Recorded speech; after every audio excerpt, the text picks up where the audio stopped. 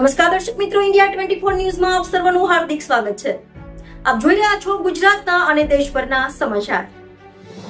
સુરતમાં વર્ષોથી બિનવારસી લાશોનું કોઈ પણ નાત જાત કે ધર્મ જાણ્યા વગર અંતિમ સંસ્કાર કરતા એકતા ટ્રસ્ટ દ્વારા 1100 જેટલી બિનવારસી લાશોની અસ્થિનું હરિદ્વારમાં ગંગા નદીમાં વિસર્જન કરી રાજસ્થાનના પુષ્કરમાં ભગવાન ભોળાનાથના મંદિરમાં મુક્તિ અર્થે પૂજા કરાશે। સુરતમાં વર્ષોથી બિનવારસી લાશોના અંતિમ સંસ્કાર કરતી એકતા ટ્રસ્ટની ટીમ દ્વારા મોક્ષ યાત્રા એટલે કે અસ્થિ યાત્રા કરાવનાર છે। આ અંગે એકતા ટ્રસ્ટના અબ્દુલ રહેમાનભાઈ મલબારીએ જણાવ્યું હતું કે તેઓની સંસ્થા એકતા ટ્રસ્ટ દ્વારા વર્ષોથી નાત જાત અને ધર્મના વાડાની ઉપર જે બિનવારસી લાશોનો અંતિમ સંસ્કાર કરવામાં આવે છે, ત્યારે આ વર્ષે 1100 જેટલી બિનવારસી લાશોની અસ્થિઓનું ગંગામાં હરિદ્વાર જઈ વિસર્જન કરાનાર હોવાનું જણાવ્યું હતું।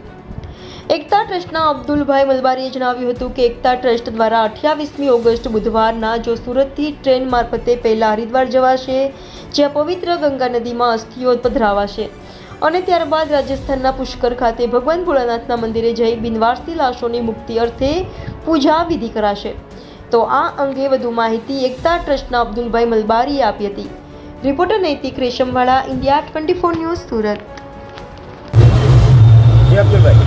जी हूँ सूरत शहर एकता ट्रस्ट वती अब्दुल रहमान मलबारी आपना चैनल माध्यम द्वारा सूरतवासीने जणावुं छुं कि अमारी संस्था पाछला 35 वर्षथी बिनवारसी मानवीओनुं मृत्यु तथा एने पोस्टमोर्टम रूम सुधी पहोंचाडું, ત્યારબાદ एना वाली वारस न मळी आवे तो एना कायदाकीय कार्यवाही बाद एनी अंतिम विधि करवानुं कार्य करीए छीए, जेमां दरेक मृतकोना पार्थिव शरीरनी अस्थिओ अमे भेगा करी वर्षमां एकवार अहीं सूरतथी हरिद्वार અને ત્યાંથી પછી રાજસ્થાન પુષ્કર જઈ એમને વિધિ વિધાન મુજબ આપણે એને અંતિમ સંસ્કાર કરી એને પધરાવીએ છીએ અને મોક્ષ માટે એની પ્રાર્થના કરીએ છીએ, જેના અનુસંધાનમાં આજે અમે 35મી વાર અહીંથી જઈ રહ્યા છીએ।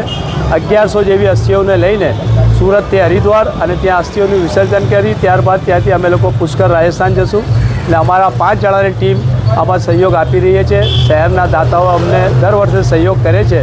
ધર્મેશભાઈ ગામી અમને હંમેશા હિંમત આપવા માટે અહીં આવે છે ને હું સુરતવાસીઓને આ માટે ખૂબ ખૂબ અભિનંદન પાઠવું છું કે એમના સહયોગથી અમે આ કાર્ય કરી શકીએ છીએ।